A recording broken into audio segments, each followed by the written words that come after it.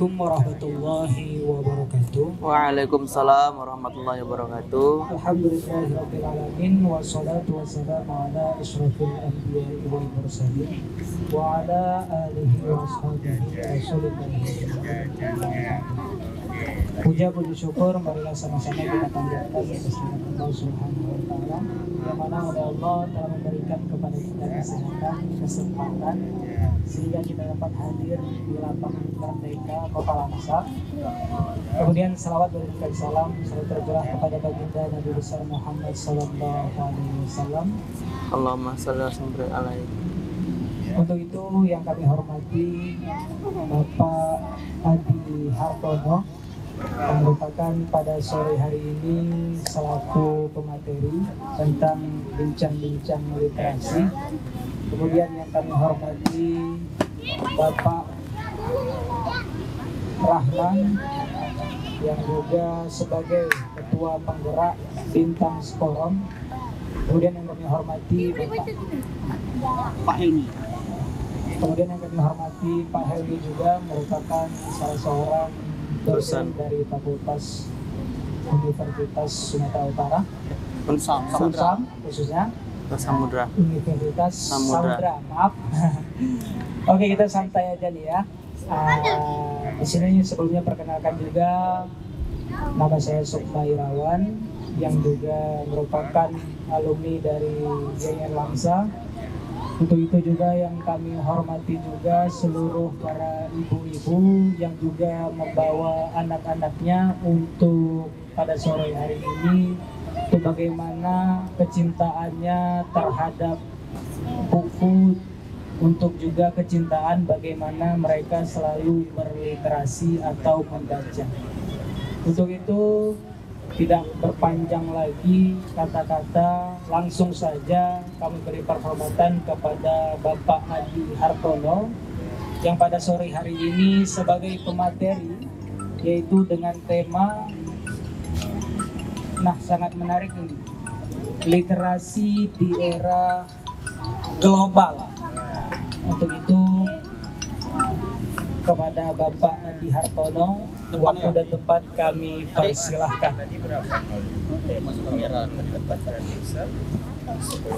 Assalamualaikum warahmatullahi wabarakatuh. Baik, pertama sekali mari kita panjatkan puji syukur kehadirat Allah Subhanahu wa taala atas limpahan rahmat dan karunia-Nya kita dapat berkumpul pada kegiatan sore hari ini dengan tema literasi era global. Sebelumnya saya ingin mengucapkan terima kasih kepada Pak Rahman, kemudian ada segenap penggerak dari Bintang Sekorong, Bapak Ibu sekalian yang telah memberikan kesempatan kepada saya sehingga sore hari ini saya dapat bertindak sebagai narasumber untuk kegiatan pada hari ini. Nah, jadi mungkin ini kita nggak usah kaku gitu ya, kita sersan aja, serius tapi santai begitu. Nah, jadi pada hari ini tema kita terkait dengan literasi di era global. Nah, sebelumnya mungkin kita pernah ya mendengar kata literasi. Literasi secara etimologi awalnya dimaknai hanya sebatas kemampuan dalam hal membaca dan berhitung. Namun seiring dengan perkembangan zaman, definisi literasi khususnya mengalami perkembangan yang cukup kompleks. Hal ini dikarenakan literasi itu sendiri diadaptasikan terhadap kebutuhan tuntutan zaman. Jadi bayangannya seperti ini, kalau dulu kita pernah mendengar ya mungkin cerita-cerita dari orang tua kita dulu, kalau kita mau sukses, kemampuan yang diharapkan itu hanya pandai membaca aja, pandai berhitung aja udah jadi orang sukses. Nah, tapi kalau sekarang sepertinya tidak. Kita kalau mau masuk kerja, sepertinya banyak sekali kebutuhan kemampuan atau kompetensi-kompetensi yang kita harus miliki.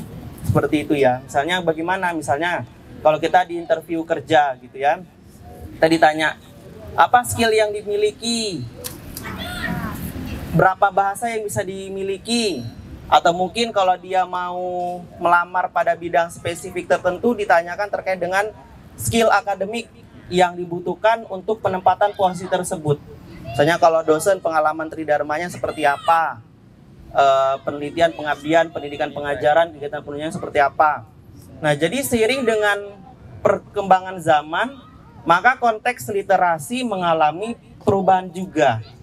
Nah, jadi kalau menurut dari UNESCO mendefinisikan literasi itu adalah suatu kemampuan dalam hal yang kompleks, termasuk kemampuan kita menemukan literatur, ya navigasi ilmiah, kemudian kemampuan kita dalam hal membaca, kemampuan kita dalam hal menentukan apakah literatur yang kita gunakan ini layak atau valid untuk digunakan sebagai sumber acuan ilmiah.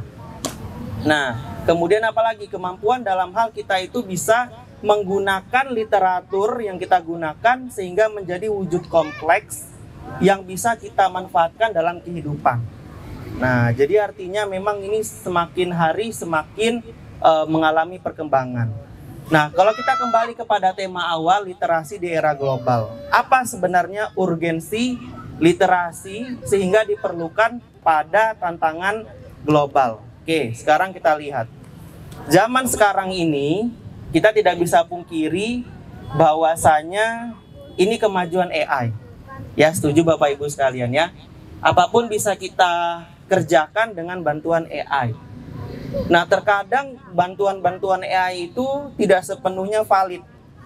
Jadi kalau beberapa dekade ini kita pernah mendengar atau mungkin kita pernah melihat di media sosial, ada mungkin rubrik berita-berita tertentu atau mungkin ada film-film tertentu yang itu semuanya bisa dibuat dengan bantuan AI. Nah, bagaimana caranya kita bisa mengonsumsi atau bisa menggunakan informasi yang disajikan ini? Pada ini dengan bantuan AI. Nah, salah satunya adalah kemampuan dalam hal literasi. Jadi kemampuan kita dalam memeriksa kembali, cross-check kembali, apakah informasi yang kita gunakan ini valid atau tidak.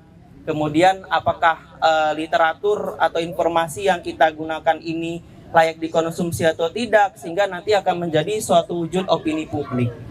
Nah, ini yang paling penting. Kenapa? Karena informasi dan hal yang lainnya, rubrik berita seperti itu, ini dengan mudah bisa menyebar, ya, mengalami spreading seperti itu. Nah, lebih lanjut lagi, ada beberapa poin penting yang bisa kita gunakan sebagai wujud kompleks bagaimana literasi di era global ini bisa diberdayakan dengan wujud konkret seperti itu. Nah, yang pertama adalah kita harus tahu dulu literasi ini manfaatnya seperti apa, gitu ya. Oke, literasi ilmiah di era global merupakan wujud nyata dari keterampilan saintifik. Kita setuju ya semuanya. Terutama kalau di dunia akademisi, literatur yang kita gunakan, sumber-sumber valid yang kita gunakan berfungsi dalam hal mengonstruksi bahan bacaan kita, dan informasi yang kita temui juga menjadi suatu knowledgeable yang bisa kita gunakan untuk membangun opini kita. Jadi oleh sebab itu, langkah pertama atau pilar pertama yang mungkin bisa kita implementasikan untuk sumbangsi di literasi di era global adalah terkait dengan perubahan kurikulum yang mengacu pada literasi. Jadi kalau misalnya kita mengajar seperti ini karena konteksnya akademik, kita berikan kesempatan kepada peserta didik melakukan mengonstruksi pemahamannya sendiri. Jadi jangan semua itu bersumber dari kita. Buat student center learning menjadi suatu hasanah yang diharapkan dari pemerintah seperti itu ya. Nah, termasuklah salah satu ini yang kita lakukan saat ini. Jadi kita biarkan anak didik kita atau anak kita mengonstruksi ilmu yang dia dapatkan. Biarkan mereka mencari tahu terlebih dahulu apa yang mau mereka cari tahu. Seperti itu. Nah, konteks literasi nanti di sini sangat banyak ya, terkait dengan keterampilan apa yang mau dia dapatkan. Jadi kalau misalnya dia literasi saintifik, bisa dengan menggunakan buku-buku literatur ilmiah, atau dia bisa membaca alam, kecerdasan naturalistik seperti itu ya. Nah, ini wujud konkret, wujud kompleks di mana manusia itu punya kecerdasan jamak, 8 kecerdasan yang utama seperti itu menurut teori Gartner. Nah, kemudian bagaimana? Yang kedua adalah terkait dengan kemampuan guru yang adaptif. Jadi sebagai seorang pendidik, ya sebagai seorang kita, ya mungkin di sini ada yang latar belakangnya sebagai seorang dosen, guru, akademisi, praktik akademisi, atau mungkin orang tua seperti itu. Coba dibiasakan anak didik kita untuk terbiasa dalam membaca. Ya, jadi kalau kita menyesuaikan dengan level kognitif anak kita seperti itu. Jadi kalau misalnya kita lihat secara perkembangan psikologisnya, anak-anak dari usia 3 sampai 6 tahun, mungkin sumber bacaannya itu adalah bacaan-bacaan yang tidak terlalu memberatkan mereka. Jadi jangan langsung dipaksakan untuk membaca hal-hal yang mungkin bukan ranahnya seperti itu ya. Nah, jadi biarkan mereka membaca komik-komik. Nanti dari sini bisa menjadi suatu bentuk peluang dia itu bisa menggali potensi yang dia milikinya itu seperti apa. Nah, seperti itu. Contohnya bagaimana? Ya, begini. Saya pernah mendengar ada seorang kita katakan pakar poliglot, ya orang poliglot yang menguasai beberapa bahasa. Dia bisa menguasai beberapa bahasa secara otodidak dimulai dari dini mungkin. Nah, nanti imbasnya ke arah kemampuan dalam penguasaan bahasa asing. Jadi dia dibiarkan untuk membaca atau melihat-lihat buku-buku seperti ini. Mungkin dia melihat ada beberapa buku yang ditransliterasikan dalam bahasa asing, misalnya seperti bahasa Jepang. Kemudian dia punya rasa tertarik untuk menggali bahasa Jepang seperti apa. Kemudian di usianya yang sudah dewasa, dia tertarik untuk mempelajari bahasa itu dan dia menjadi seorang poliglot. Nah, ini bisa. Jadi kita ciptakan lingkungan edukatif bagi anak didik kita, kemudian kita biarkan mereka untuk menggali informasi yang dia miliki sebagaimana yang dia inginkan, seperti itu.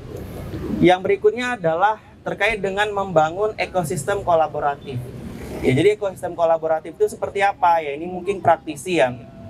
Jadi kita tidak membatasi dunia pustakawan seperti itu ya. Bisa menyediakan seperti ini buku-buku bahan ajar yang bisa berguna untuk menggali informasi mendalam bagi anak didik kita semuanya seperti itu. Kemudian yang berikutnya adalah terkait dengan assessment. Ya, assessment dalam hal literasi di era global. Karena seperti ini, kemampuan literasi di era global kita tidak bisa pungkiri rujukan utamanya itu adalah studi PISA. Jadi studi PISA ini yang dikembangkan oleh OECD ya, yang dari Prancis, mengkategorisasi kemampuan level literasi seluruh anak-anak di dunia berdasarkan kemampuan literasi mereka. Dan berdasarkan studi PISA tahun 2023 yang paling terbaru, yang terupdate, menunjukkan bahwa level literasi kita itu masih minim, terutama dalam hal kemampuan untuk bisa mengeneralisasi hal yang konkret, menganalisis hal yang konkret dari sumber bacaan, kemudian kemampuan dalam critical thinking. Nah, jadi impact yang diharapkan dari literasi ini sebenarnya bukan hanya sekadar informasi-informasi yang mereka gali, tapi wujud konkretnya itu adalah kemampuan secara soft skill-nya. Jadi kalau kita lihat tuntutan di abad 21 ini kan sebenarnya ada 4C, ya, critical thinking, creativity, collaboration, dan juga communication skill.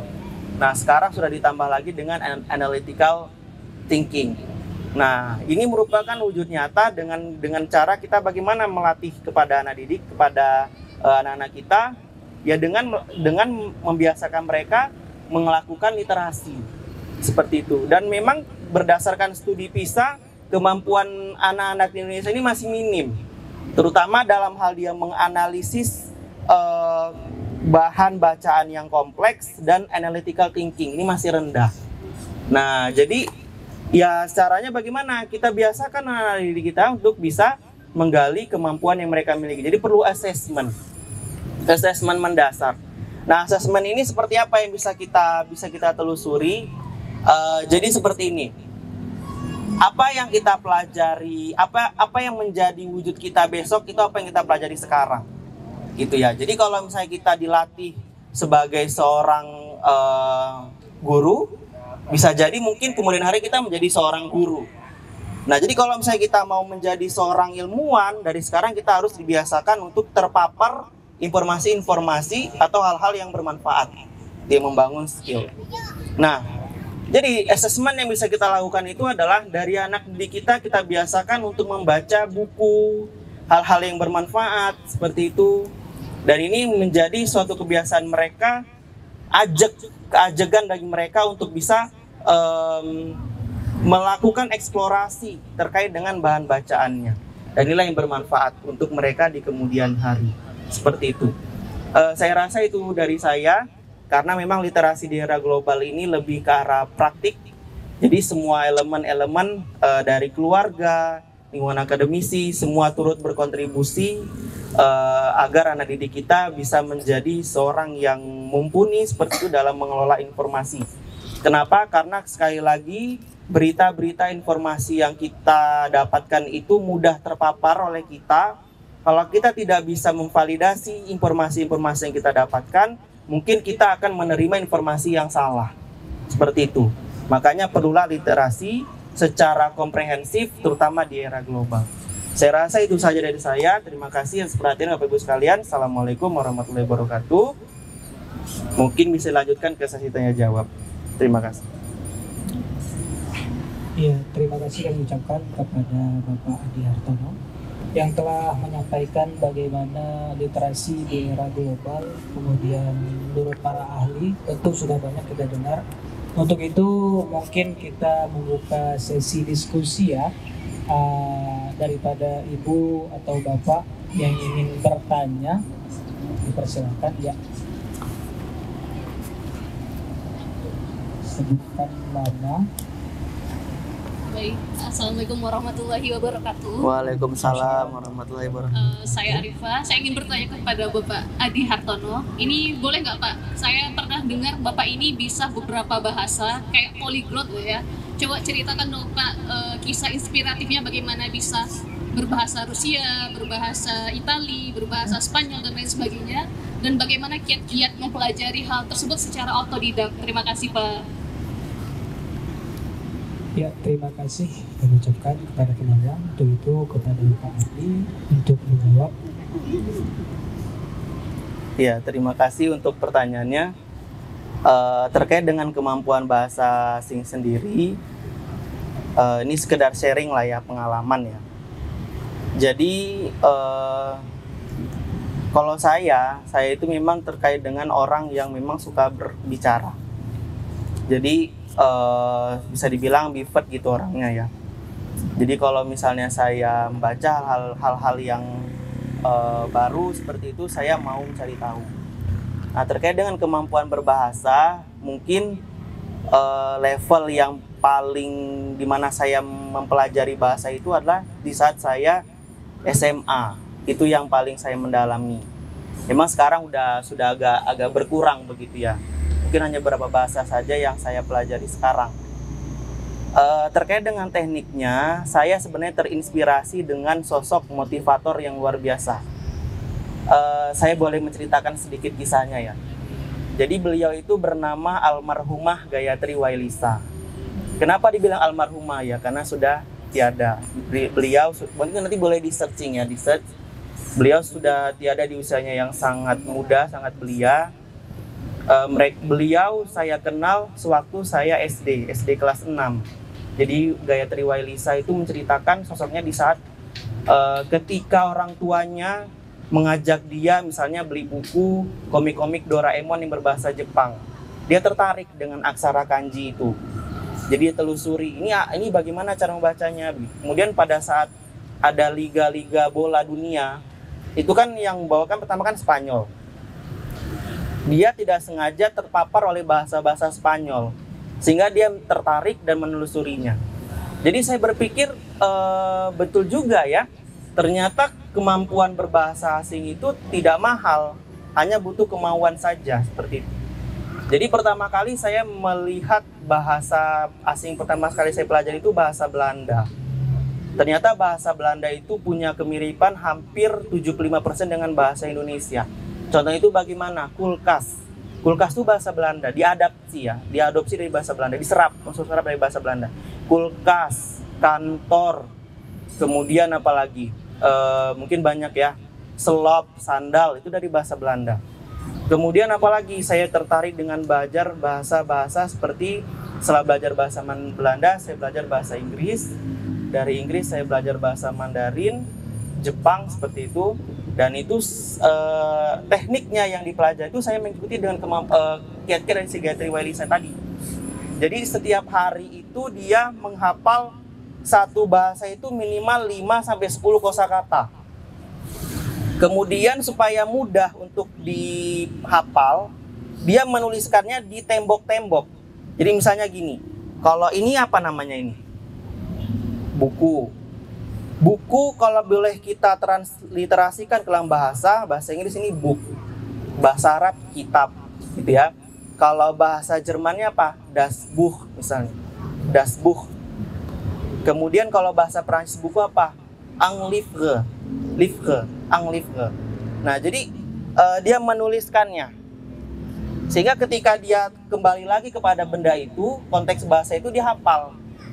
Nah, inilah yang saya praktikkan. Dan ketika saya belajar, saya jadi kecanduan begitu. Oh iya, ternyata belajar bahasa asing ini sangat menarik begitu. Kemudian dengan belajar bahasa asing ini saya merasa kayak terhindar dari penyakit Alzheimer gitu. Alzheimer itu apa? Alzheimer itu pikun. Jadi daya fokus kita dengan belajar bahasa asing itu lebih kuat. Nah, itu yang menelusuri saya. Nah, tapi memang kalau sekarang ini memang udah banyak yang tidak saya dalam lagi ya, karena memang udah terkonsep dengan pendidikan biologi. Jadi saya rasa dengan banyak bahasa itu agak mumet begitu saya rasa. Nah, tapi kalau misalnya kiat-kiatnya seperti yang dipraktikkan oleh Gayatri Wailisa tadi, dihafal satu hari minimal 5-10 kosakata, kemudian dipelajari unsur grammarnya, kemudian setiap malam dia berbicara di depan cermin. Jadi dia menuliskan kalimat-kalimat yang sangat singkat saja, misalnya aku cinta padamu, bahasa Inggris apa? I love you, ya. Kalau bahasa Rusianya apa? Ya lubiu sibya. Kalau bahasa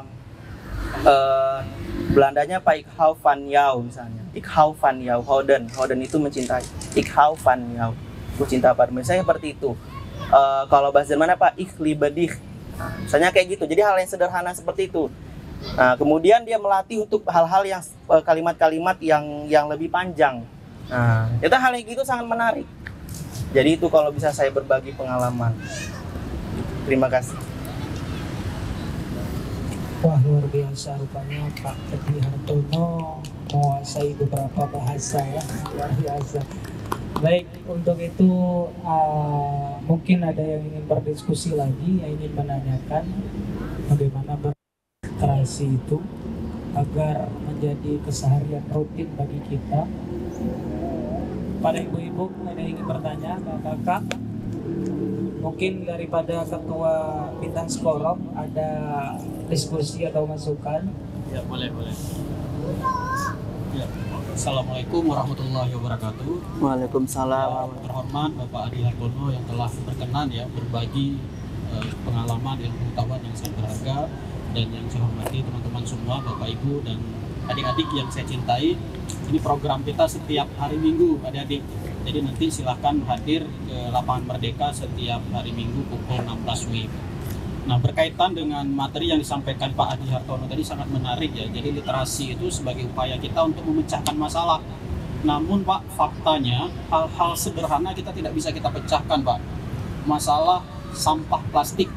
Nah, itu di mana-mana kita membuang sampah sembarangan. Terus kita belanja juga setiap toko, pasar kita menerima satu plastik. Mengurangi plastik saja kita belum mampu. Apakah ini ada pengaruhnya dengan pola kita dalam berliterasi? Kemudian soal lampu apil. Nah, coba kita perhatikan lampu apil, kita membaca bahwa merah itu adalah berhenti. tapi faktanya kita gas aja Pak.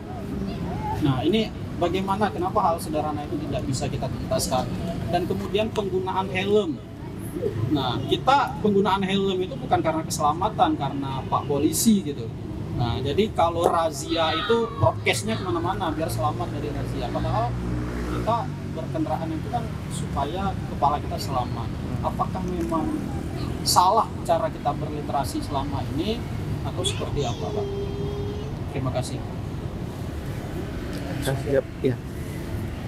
Ya baik, terima kasih. Pertanyaan yang sangat menarik sekali dari Bapak Ketua kita Pak Rahman Malil. Nah jadi saya mengutip pernyataan dari Ibu Eli Julia, seorang pakar dari Unimed. Beliau mengatakan seperti ini, kognitif, afektif, psikomotorik itu tidak bisa dicampur baurkan. Jadi kalau orang yang menguasai kognitif belum tentu jago secara afektif. Begitu juga dengan orang yang afektif. Afektif belum tentu jago secara psikomotorik. Itulah kenapa kalau di level kita mengenal high order thinking skill. Ya, C1 sampai C6. High order thinking skill itu dari C4 sampai C6. Kemampuan dalam hal apa? Menganalisis, mengevaluasi, mencipta. Tapi ternyata di level afektif A1 sampai A5, apakah yang paling tinggi di A5 itu bisa dikatakan sebagai high-nya? Seperti tidak. Jadi kesimpulannya adalah bagaimana seperti ini.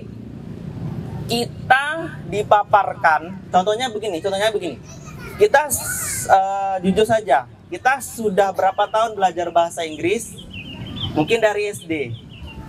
Tapi apakah kita sudah mumpuni bahasa Inggrisnya? Mungkin belum. Kalau misalnya kita standarnya kita berbahasa Inggris, mungkin kita perlu ada pelatihan lagi. Padahal kalau kita standarkan dengan level bahasa Inggris, orang yang udah belajar dari SD sampai sekarang tentunya harus bisa mumpuni kemampuan bahasa Inggrisnya. Tapi kenapa kita nggak bisa se-expert itu? Karena kita hanya dipaparkan oleh ranah kognitif. Tapi secara psikomotorik, secara praktiknya mungkin kita masih kurang. Kenapa? Karena kita tidak terbiasa berinteraksi dengan native speaker, tentunya seperti itu. Nah, jadi hal yang sama kita analogikan dengan pertanyaan dari Pak Rahman tadi.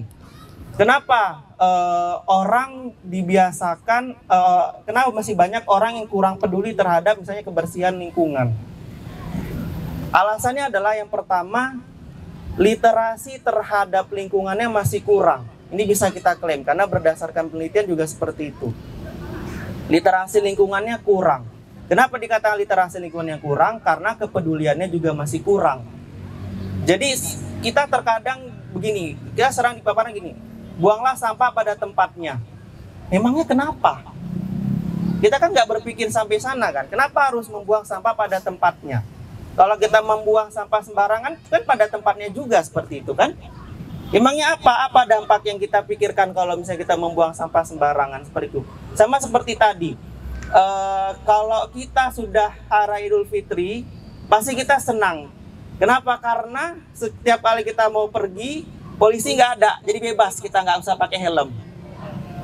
Kenapa seperti itu? Karena level berpikirnya hanya sebatas tidak tahu sebenarnya dampak memakai helm itu apa? Apakah memang karena takut kena razia? Kan bukan begitu sebenarnya konteksnya, konsepnya bukan seperti itu. Jadi yang benar bagaimana? Yang benarnya adalah kita melatih kepada anak kita, jika kita tidak terbiasa untuk membuang sampah pada tempatnya, dampak negatif dari apa yang kita kerjakan itulah yang akan kita tuai di kemudian hari. Contohnya, banjir, sampah, pencemaran lingkungan, dan itu tidak semua. Kemudian pertanyaannya lagi adalah bagaimana untuk kita tidak bisa memfilter nih dari pengawasan lainnya, dari baik dia dari temannya ya di playgroup atau di sekolah, itu filter itu nggak bisa kita pikir ada seperti itu. Terima kasih. Ya baik, terima kasih untuk pertanyaannya Mbak Tatan, sangat menarik sekali pertanyaannya, mohon izin menjawab. Pertanyaan pertama adalah terkait dengan literasi konvensional dan juga literasi digital. Ini berarti konteksnya ke ke anak-anak kita seperti itu kan, di bawah 5 tahun. Ya, jadi seperti ini. Ini berkaitan dengan habit. Terkadang kalau anak didik kita, kadang kalau kita lihat mama zaman sekarang begitu, atau mungkin orang tua ya. Kalau anaknya yang di bawah 5 tahun udah agak rewel, mungkin cara mudah untuk mengatasi kerewelannya adalah dengan cara dikasih gawai. Ya, kasih aja HP, udah main puasnya. Apakah hal ini baik?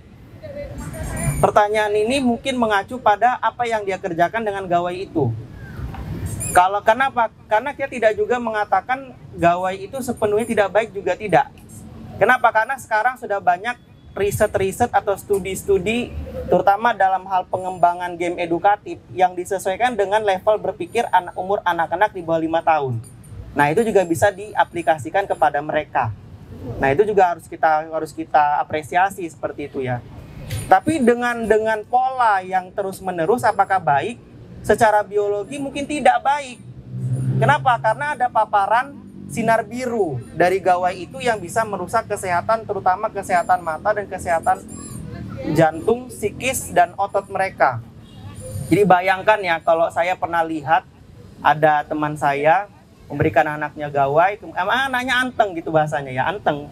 Tapi dengan dia lihat handphone seperti ini kan kurang tepat ya jarak mata dengan ini. Ini lama-kelamaan retina matanya bisa rusak. Bisa mungkin rabun jauh atau rabun dekat, seperti itu. Nah, jadi ada dampak negatifnya juga. Belum lagi kalau misalnya kita tidak pakai filter pelindung. Bisa jadi mungkin anak-anak yang sudah mudah beradaptasi dengan teknologi, dia bisa mengakses situs-situs yang tidak sepatutnya dia terima. Nah, bisa jadi seperti itu kan? Ya, memerlukan konfirmasi batasan usia. Apakah itu bisa terjadi? Bisa saja. Mungkin karena kemampuan dia dalam hal memanajerial gawai itu, sehingga dia bisa ke arah sana seperti itu. Nah, jadi bagaimana yang benar? Yang benarnya adalah menurut studi, kita harus menyeimbangkan antara literasi konvensional dengan literasi digital. Ya, kalau di luar sana, terutama di negara Jerman, memang teknologi itu diberikan kepada anak didik sesuai dengan peruntukannya. Jadi kalau menggambar mereka nggak lagi pakai krayon, seperti ini, tidak lagi menggunakan komputer, tapi memang sesuai dengan tepat guna ya, bagaimana peruntukannya. Nah, mungkin anak-anak didik sekarang ini belum bisa seperti itu. Kenapa? Salah satunya seperti yang sudah saya sampaikan tadi, pemerataan inklusivitas. Jadi tidak semua sekolah bisa pemerataan teknologi, belum semua sekolah bisa mengakses itu, sehingga ada ketimpangan nantinya. Nah, jadi intinya adalah kalau mungkin kita mengenalkan teknologi kepada anak, boleh dengan batasan, tapi dengan catatan kita tidak boleh mengabaikan literasi secara konvensional. Misalnya seperti apa? Misalnya kita bawa ada namanya family time, ya. Karena memang teknologi itu tidak bisa menggantikan nilai-nilai yang diberikan oleh human. Jadi kalau anak-anak kita yang kedekatan dengan orang tua, nah ada nanti karakter atau sikap yang dibentuk secara alami yang diberikan dari orang tua, terutama misalnya dari ibu atau ayahnya, seperti itu. Jadi harus seimbang dan perlu ada batasan. Menurut saya seperti itu. Kemudian pertanyaan kedua tadi apa, Mbak Tatan? Intinya gimana yang pertanyaan kedua? Dari pengaruh teman atau teman sebayanya, sejawatnya. Oke, baik. Filter dari teman sejawat. Kita tidak bisa dipungkiri bahwa orang tua itu punya peran controller. Jadi kalau anak kita bergaul dengan siapa, apa yang dia terima setiap harinya, orang tua harus bisa memonitoring. Ya, memonitoring ini teman-teman dari anak ini selama sekolah dia bergaul dengan siapa saja ini. Kemudian bagaimana wataknya seperti itu. Nah, ini juga orang tua harus bisa peka terhadap hal yang demikian.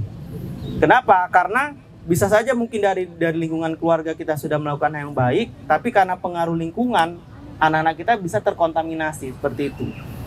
Nah, jadi memang filter dari lingkungan keluarga, dari orang tua juga penting agar karakter yang dibentuk kepada anak didik kita juga baik seperti itu. Terasa demikian. Terima kasih. luar biasa. Terima kasih Pak Adi yang telah menjawab dan mudah-mudahan menjadi pemecahan masalah bagi semua yang tadi yang bertanya. Semoga menjadi dampak positif lagi bagi kita untuk berliterasi. Untuk itu Pak Adi, ini sebagai penutup lagi, saya selaku moderator yang bertanya juga. Ini untuk kalangan mahasiswa, hampir 60 atau 70% banyak mahasiswa yang membaca namun tidak memahami makna bacaan, Pak Adi. Seharusnya di usia berapa sih bagaimana kita berliterasi namun sudah memahami makna bacaan-bacaan? Nah, kita lihat saja di mahasiswa, mereka bisa membaca namun tidak mampu dan hampir rata itu tidak paham dengan makna apa yang dibaca. Nah, kita lihat khususnya ya di Kota Langsa inilah, bagaimana mereka mampu baca namun tidak mampu memaknai bacaan. Oke. Baik, terima kasih, pertanyaan sangat menarik ya dari moderator kita. Ya, jadi kalau ditanya di usia berapa, tentunya ini bukan persoalan usia. Ini persoalan tentang hakikat literasi itu sendiri. Jadi kita kembali lagi, apa sih itu literasi? Literasi itu dimaknai sebagai kemampuan kita dalam hal pertama melakukan navigasi ilmiah. Jadi navigasi ilmiah itu bagaimana? Seperti ini. Ini konteksnya mahasiswa ya. Kalau tugas mahasiswa yang sering membutuhkan literasi mendalam, contohnya apa? Buat makalah, ya kan? Buat makalah kita ajukan judul tertentu, contohnya tentang anatomi tumbuhan, ya, tentang biologi, seperti itu ya. Justru buku yang harus kita jadikan rujukan harus bersumber pada landasan-landasan yang sifatnya fundamentalis. Ada beberapa buku-buku yang dijadikan sebagai rujukan utama, kalau kita katakan grand theory. Nah, jadi siapa pencetusnya, siapa ilmuwannya, siapa yang menjadi dasar utama, kita harus punya bukunya itu. Ingat, buku kepengarangan loh, atau authorship. Nah, ini yang harus dimiliki kalau mahasiswanya benar-benar generate gitu ya, benar-benar memang mau jadi seorang mahasiswa sejati. Tapi kembali lagi, kalau kita lihat fakta di lapangan, ternyata nggak semua mahasiswa seperti itu. Alasan utamanya adalah kenapa? Nah, seperti yang saya katakan tadi, terpapar dampak negatif dari penggunaan AI yang kurang tepat.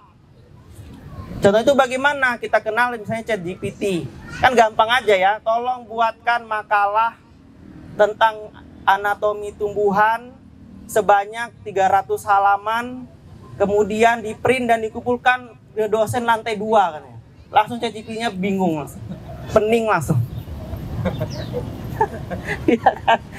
Atau buat skripsi kan kayak gitu ya, tolong buatkan skripsi tentang ini. Bahkan yang anehnya ChatGPT itu malah bisa membuat hasilnya, dia bisa bahkan hasil dengan perhitungan kuantitatif dengan data-data yang terdistribusi normal dan homogen, dia bisa mereka hasil itu. Kan luar biasa ChatGPT ini kan. Tapi kalau misalnya kita langsung copy paste, apakah itu ada suatu kebermaknaan bagi si mahasiswanya? Jawabannya tentunya tidak paham. Kenapa? Karena tidak menjadi seorang mahasiswa yang idealis seperti yang tadi kita sepakati di awal. Jadi kalau misalnya mahasiswa yang sejati itu, kalau kita lihat ya, zaman-zaman dosen-dosen senior kita dulu itu kalau di ruang dia kosannya itu buku semua. Sekarang kan nggak ada kita lihat seperti itu ya. Sekarang ini kita lihat mungkin apa yang ada di dalam kamar kos kita yang mahasiswa. Mungkin foto-foto mantannya ya, bisa jadi ya kan. Kalau buku-buku diktatnya mungkin sudah sangat minim. Kalau ada uang mungkin nggak mau beli buku, lebih bagus beli ke Kanasta ya kan. Daripada beli buku mending ke Kanasta ya kan. Nah, jadi mungkin hal-hal yang seperti ini yang mungkin kurang kita sadari, tapi berimplikasi nyata atau berdampak nyata terhadap ya dunia skill akademik kita. Nah, seperti itu. Karena memang kembali lagi saya tekankan, literasi ini tujuan utamanya itu bukan hanya sekedar kita knowledgeable. Bukan. tapi kemampuan terhadap dua hal tadi kita sepakati kan, analytical and critical thinking. Jadi analytical itu kemampuan apa? Kemampuan analitis. Ya, secara terstruktur, secara sistematik. Jadi kalau orang yang rajin baca pasti bisa secara sistematis. Critical thinking. Kalau tadi yang disebutkan oleh Pak Rahman tadi. Kenapa misalnya zaman sekarang banyak orang yang membuang sampah sembarangan? Kita bisa kaitkan dengan dasar-dasar teori. Nah, seperti itu. Itu kalau misalnya kita berhasil melakukan literasi. Nah, jadi kalau misalnya kita kurang terhadap seperti itu, nah kita kembali kepada hakikat literasi. Minimal kita adakanlah. Kalau kita mungkin tidak excited mengoleksi buku-buku, karena kan sekarang udah zaman e-book. Berarti kan bukan harus hard copy-nya. Ya iya, tapi setidaknya dengan adanya e-book itu sudah banyak aplikasi yang bisa mendigest. Nggak perlu kita baca, masuk aja digest. Tolong disintetiskan informasi ini dalam 5 paragraf esai. Udah dibuatnya semua kan, copy paste, sama aja kayak tadi juga jadi ujung-ujungnya, ya kan? Malas baca jadinya. Iya kan? Nah, seperti itu. Makanya kalau saya pribadi sebagai seorang dosen, selalu saya tekankan kepada mahasiswa saya, selalu harus ada jurnal belajar setiap harinya. Itu wajib kalau saya mengajar. Jurnal belajar itu bagaimana? Jurnal belajar itu dia mendalami apa yang sudah dia ketahui, apa yang belum dia ketahui, dan apa yang ingin dia eksplorasi. Itu wajib berdasarkan literasi yang dia miliki. Nah, itu wajib, harus ada jurnal belajar. Kenapa? Karena memang kita kan nggak tahu ya, kadang dia buat makalah-makalah itu udah dari AI aja sudah selesai kan gitu. Nah, jadi makanya kepada adik-adik sekalian mungkin yang di sini hadir sebagai mahasiswa, kita kembali lagi kepada hakikat literasi itu membentuk analytical and critical thinking. Jadi caranya kita membaca, memahami, mendalami, kita harus ada expose terhadap pola pikir kita ini sebenarnya yang kita telusuri ini benar apa enggak. Nah, jadi harus ada pola pemikiran kita juga yang ada di dalamnya. Seperti itu. Terima kasih. Dari tepuk tangan luar biasa jawabannya. Baik, nampaknya sudah Pas. ya, udah pukul 5:30 sore. Mungkin daripada ibu-ibu ada kerjaan atau kesibukan lain, untuk itu juga saya ucapkan terima kasih, dan ucapan terima kasih yang sebesar-besarnya kepada Pak Adi yang begitu luar biasa memaparkan materinya yang hari ini atau sore ini semoga menjadi dampak positif lagi untuk kita berliterasi, dan generasi harus memang betul-betul kita jaga bagaimana mereka berliterasi dan berdampak positif. Untuk itu saya selaku pembawa acara kami undur diri. Assalamualaikum warahmatullahi wabarakatuh. Waalaikumsalam warahmatullahi wabarakatuh.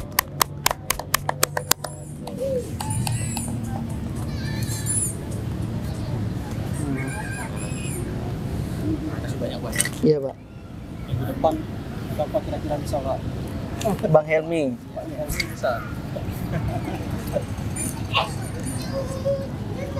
Ini pakar konseling ini Pak. Nah, biasanya temanya langsung dari Bapak.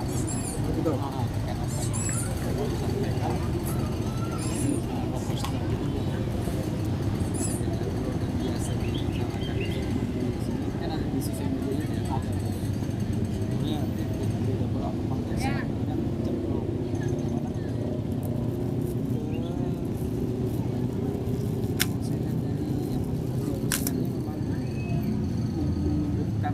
motivasi membaca anak-anak, tapi kalau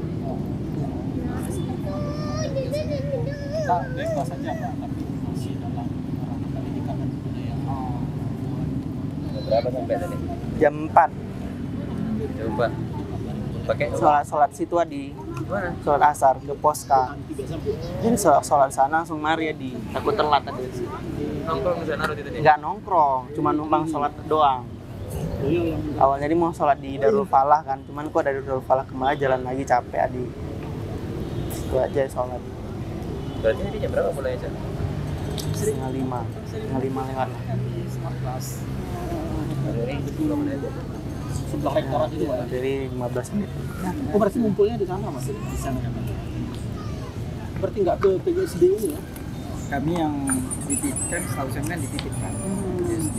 Jadi koordinasinya di bawah Padek. Berarti sekarang pengerjaan usulan prodi baru. Berarti dosen paling senior di prodi itu nih ya. Perintis.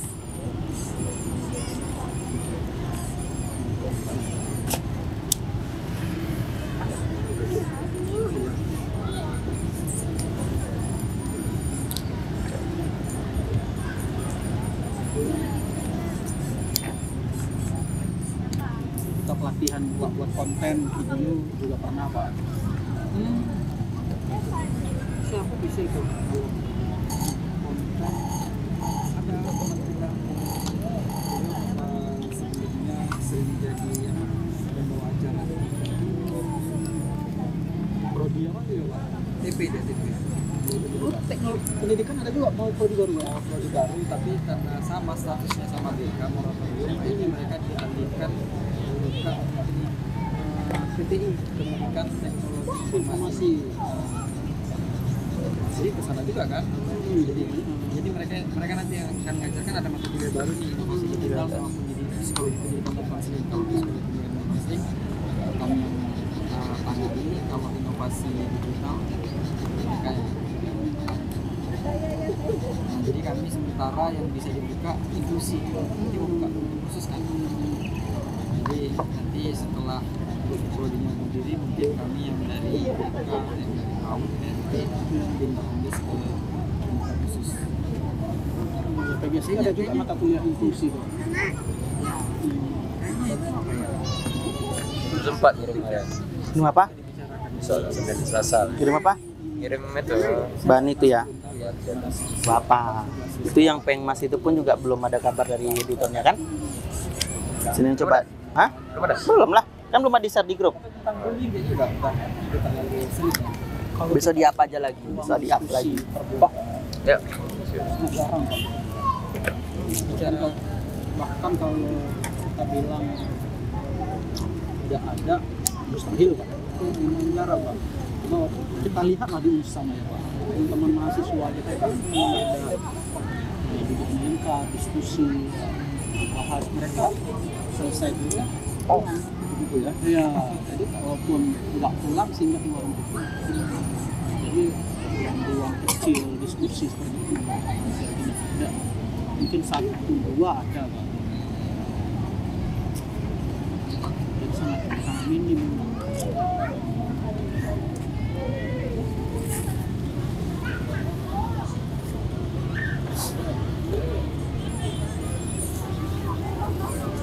Jadi kalau kita cek di berita aja Pak tentang Langsa, diskusi-diskusi, pelatihan-pelatihan nggak ada, hampir nggak Pak. Termasuk literasi ini.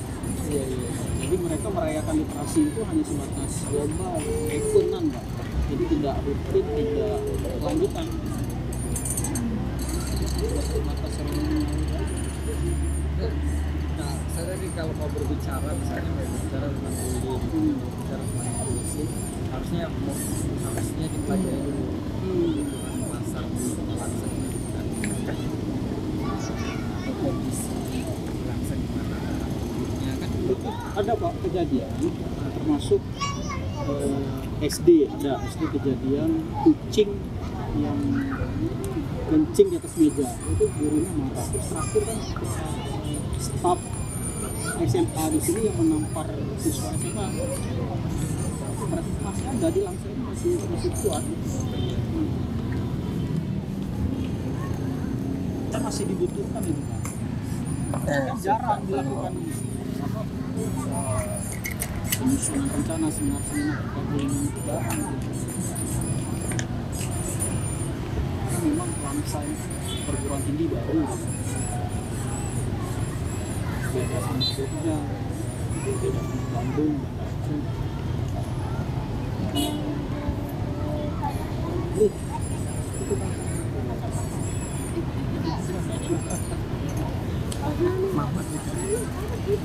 coba nanti ya kita